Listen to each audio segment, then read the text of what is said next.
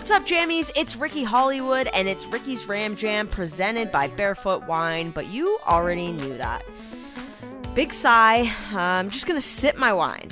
But let's look at some positives. Skronik is third in average separation. Defense has only given up 3 touchdowns in 183 plays. Jalen Ramsey got his first career sack. Aaron Donald added 2 more to his long list. And Cooper Kupp hit 6,000 receiving yards, okay? 1 more week until the bye, and then this team can get some much-needed rest. This is only final if we allow it to be. And so we've got a lot of football left. The urgency has to start to increase, and we've got to be able to see it. But it's been 2 weeks in a row that it's been really challenging. And, hey, to say that we've never been here before wouldn't be accurate. We've gone through some adversity before, and I've seen guys come out on the right end. Exactly. All right, so coming up on today's show, I'll briefly talk the NFC West standings after Week 5. We'll answer some fan questions that I skipped from last week. And I have a special guest and a special friend joining me on Ricky's Ram Jam today. I have NFL Network's Marc Sessler from Around the NFL podcast joining me to preview Rams-Panthers, and we're going to look into the crystal ball. NFC West standings after Week 5. Cardinals fell to the undefeated Eagles 17-20. The 49ers beat the Panthers handedly 37-15, making them 3-2, and the 2-3 Seahawks fell to the Saints 32-39. So the Rams, after losing to the Cowboys, are 1 place out of first place. The game, however, the result, it was still so much fun. It was our Vamos Rams game. So Jalen Ramsey pulled up in the lowrider with the mariachi band, the Rams mariachi.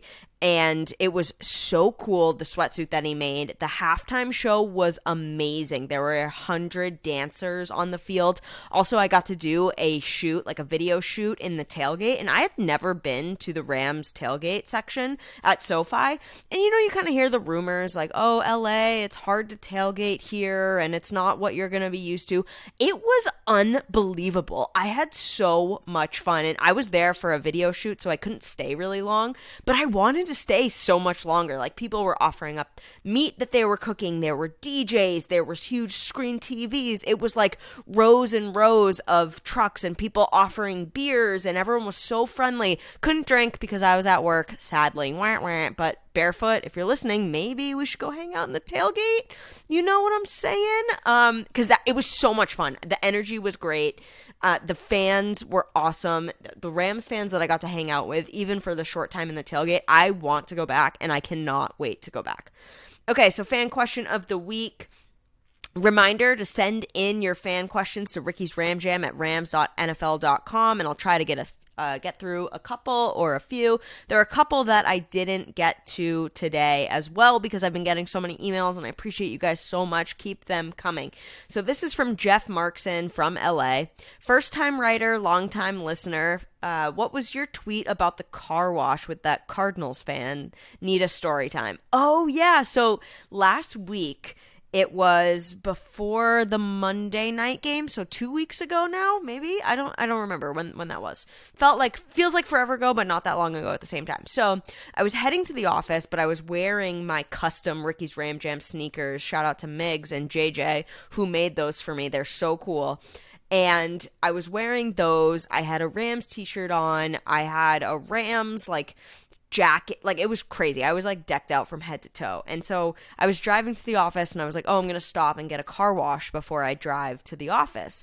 And it was one of those car washes where they give you the ticket and then they take your car. And so I had to go inside to pay for it. So I walk in the door, and the guy that was working the car wash register had a Cardinals jersey on.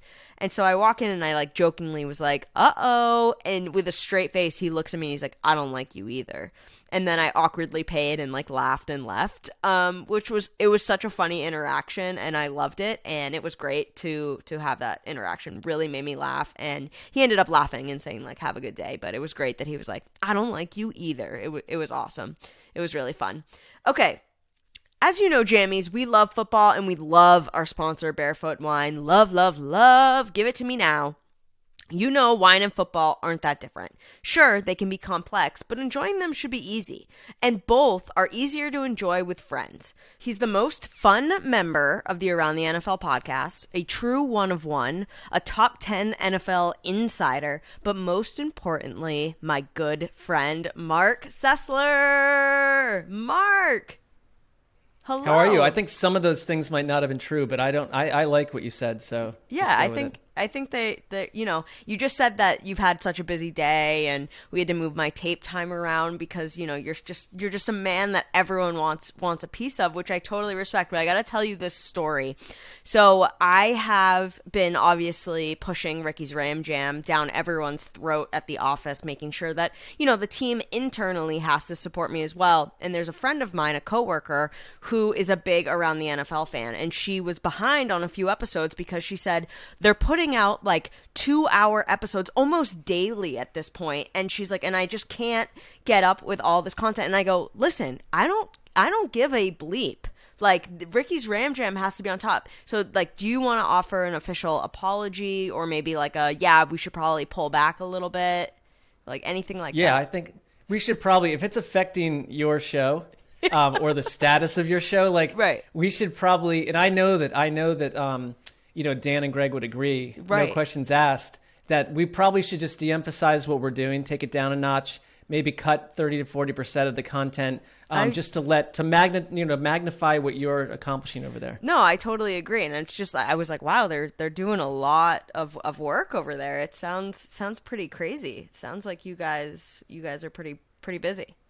Yeah, I'm sure every time that we sit down for like our extra third or fourth episode of the week, I'm like, I know Erica misses this. This grind is just like exactly what she's missing. I do think about it all the time. I really do. Okay, so Marc, let's get into it. We've got the Rams coming off a tough loss to the Cowboys this past week, and now we're heading into the Panthers. The Panthers are coming to SoFi.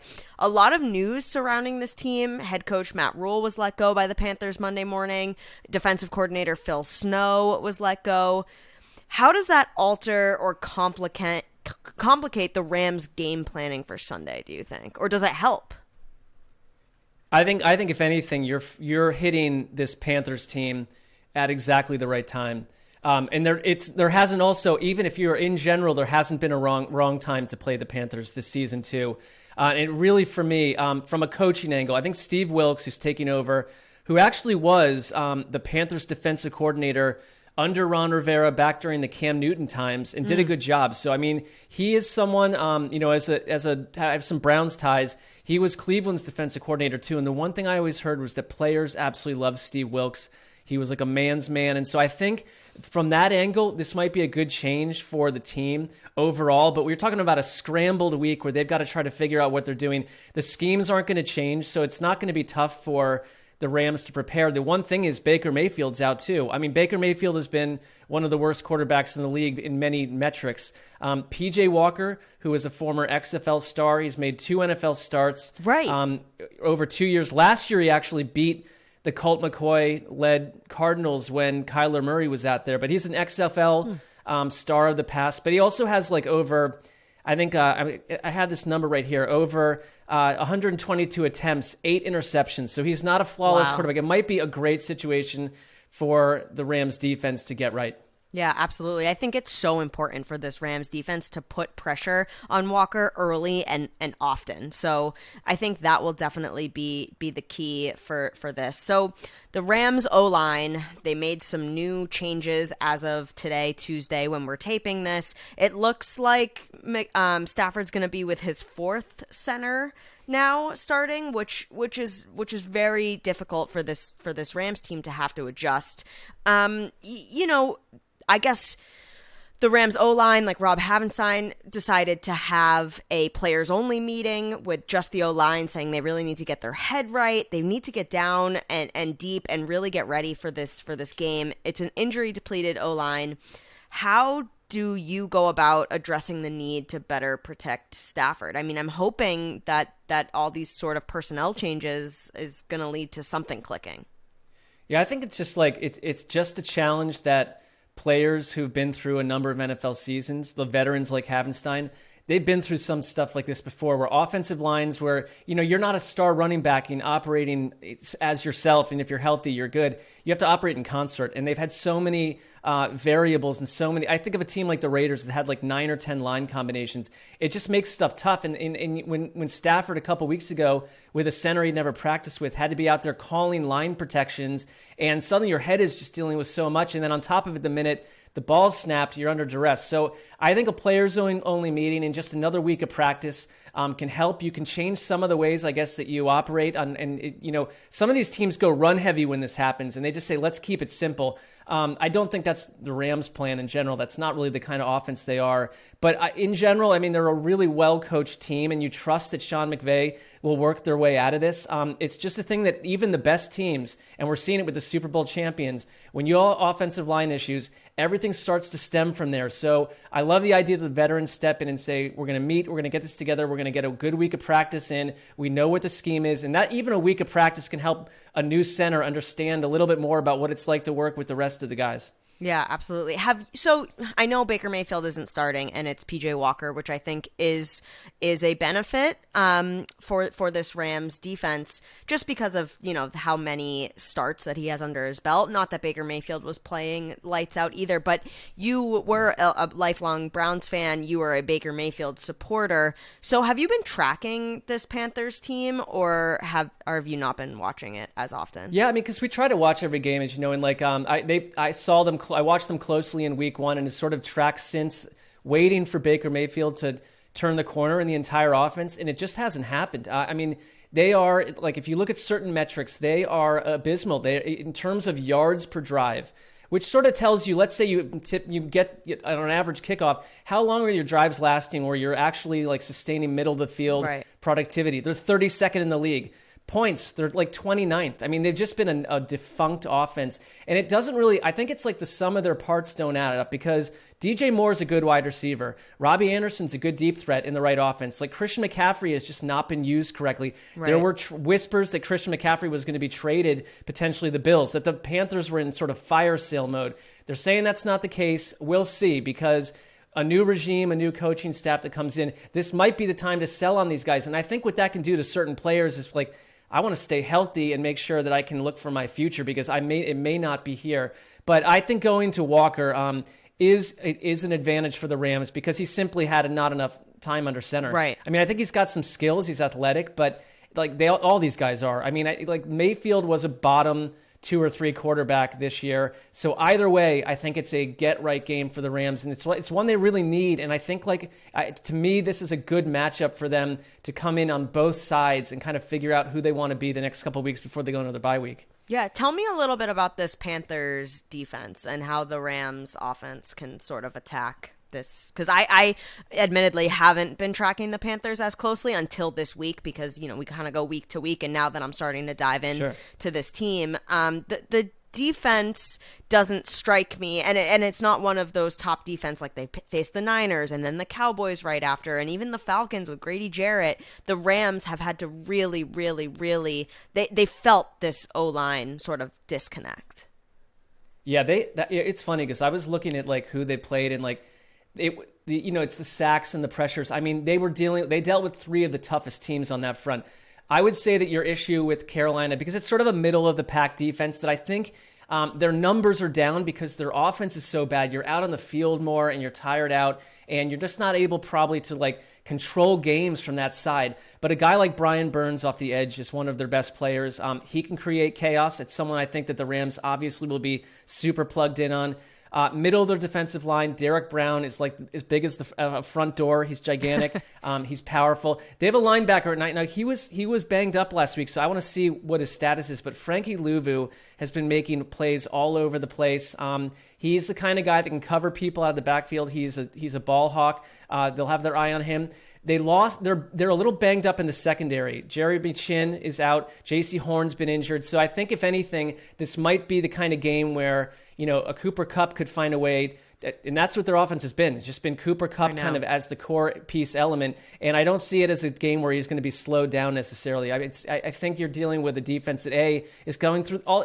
It's like if all your bosses change at work entirely. I mean, you went through this, but it's not the same if you were the same place. Like everyone's kind of frazzled and you don't know what's going on or what's left. I think it can be really good and energize a team, or they can bottom out. I do think Wilkes is a plus for them, but it is a week with a lot of question marks, and it leaves everyone wondering what their own futures are. So if you're an established Rams team that needs to say, like, we know what our weeks of practice look like, we understand how we operate, you go in there and you drop a bomb. Yeah, I think so too. And then the bye comes at this perfect time, regardless of what happens on Sunday. And it's any given Sunday. And sometimes there is morale change with a new coach if you were down and out. So like anything can happen. But I do really feel like this is coming at the perfect time where they get the bye. McVay can take this team and get the rest that they desperately need, because it's been, like you said, these top 3 or 4 defenses that they've played right out the gate. And the Rams have the hardest statistics schedule coming from being the Super Bowl champion. So I think that, just getting to the bye, not looking past it, like it's 1 week at a time, and taking this Panthers team. But yeah, it's gonna be important no matter what. But I just have a lot of questions on both sides. I love seeing that first NFL catch for Tutu Atwell, who finally got to showcase his speed. There were some plays during this Cowboys game that like made me feel pretty good, and I know we've been saying it week after week after week. They have to find a way to get Allen Robinson involved more. It can't just be all on Cooper Kupp. And the run game, they're still struggling, trying to figure that out. But once again, that stems back to the O-line and all that stuff. So I don't know. I really do feel that this defense too, especially, has, they've only held 3 touchdowns in the last 8 quarters. Which is great. So they're playing there. I think it's time for this get right game for sure. It is, and like during the bye week, if I were the offensive line, I would just go get like a big Airbnb and spend like the whole time together just to get to know whatever's going to happen with the future. Just like, let's get our act together here. But I'm with you. I think that number one is you don't have to like worry about the talent roster for the Rams. Like their core talent is still so. I mean, there have been a lot of changes, but this is still a big chunk of the roster that won the Super Bowl and also went through a really rough losing patch last year, where all these questions were raised about them. And they have the DNA from the coaching staff on down to say, we've been through this. This isn't a first-time thing. We can climb out of this. I'd rather this all happen in the early part of the season, and then you have that bye week. You have it, versus in December where a calamity strikes. I mean, I kind of trust this entire organization to pull their way out because we've seen it. Absolutely. They've done it before. They went all of November last year without winning a game. So, and it is so early. I get like week 1 feels like 6 months ago, and it was only 5-6 weeks. Like, it is crazy to me. And also there's so many weeks in a season, and it's not even Halloween yet. It's just crazy. So of course that ball can get rolling, and you don't want to, but exactly what you just said. It's almost like you work like, for NFL or something. Like, you're just so eloquent. I feel like you have forgotten that I also work in the same league as I'm you. like, wait, you're really like kind of hitting the nail on the head here. Who taught you all that? Pull string, just like I just do this. Just pull my string and I listen to say things. So normally during this part of the show, I play a game called How Many? And Sessler, it's really difficult. I ask, like, how many sacks do you think Aaron Donald will get? It's, like, very complicated, so trust me. Yeah, it's really tough. But I'm not going to put that on you because I know how busy you are, and that's stressful. But you're such an amazing psychic, and you have a history of being right with these things. One amazing play call that you said Baker Mayfield was going to come back against the Jets in the third quarter, and that went viral, and I think like every news article in the whole world picked that up. It was that cool. And quote me on that, the whole world picked it up. The entire world. But like, very big in Moscow, I believe that prediction was. It was huge. But I just think that like you have something very special, and I don't know if it's a medium or psychic or what's going on, but I want to tap into that. So I want us each to look into our crystal ball to give some predictions for this Rams team. We'll do like one for this coming weekend and then one for the rest of the season. Great. And I can start us off just so you can sort of channel and tap into your powers. Yeah, just so I see how it works. Okay, cool. So yeah, I'm just like Taking a deep breath here. I'm just thinking. Okay, let me look here. I see at least one defensive touchdown in week 6. Defense has been playing well, like we talked about earlier. They've been keeping teams out of the end zone. I see, what is this? I see a pass breakup by Aaron Donald. I see PJ Walker flailing around. I see, who is that? 45? Is that Bobby Wagner? Oh my word, it is. It's Bobby Wagner grabbing the ball in midair and running it back into the end zone for a pick 6. I see McVay jumping in the air, and I see his get-back coach running around like crazy. I see Jalen Ramsey racing down the field to celebrate. I see defensive greatness. How was that?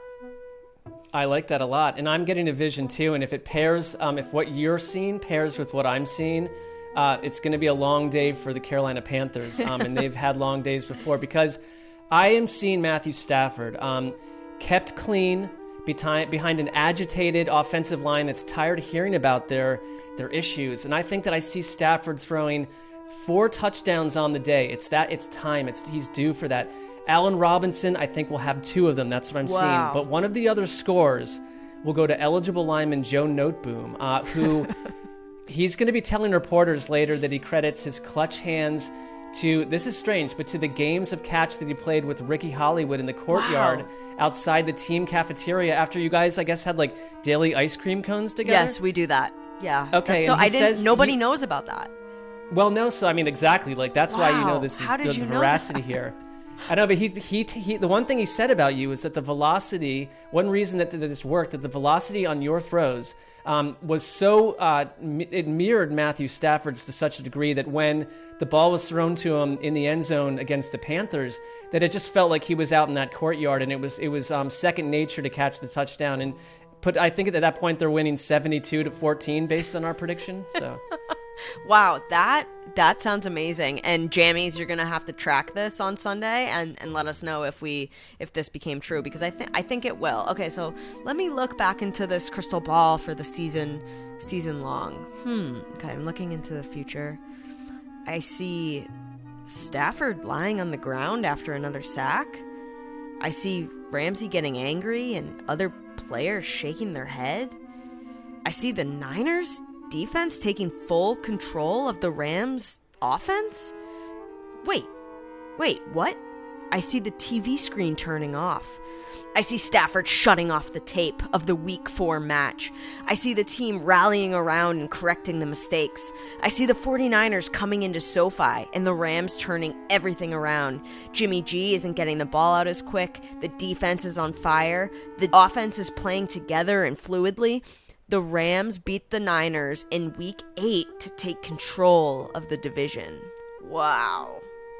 That's money, but I think our visions are aligned to some degree here, because here's what came to me, and I think it adds, it must be true, emphasis. Yeah, it might be true when we both are feeling this, but here is I think the Rams come flying out of their bye week with wins against the Niners, Bucks, Cardinals, and Saints, completely changing their season.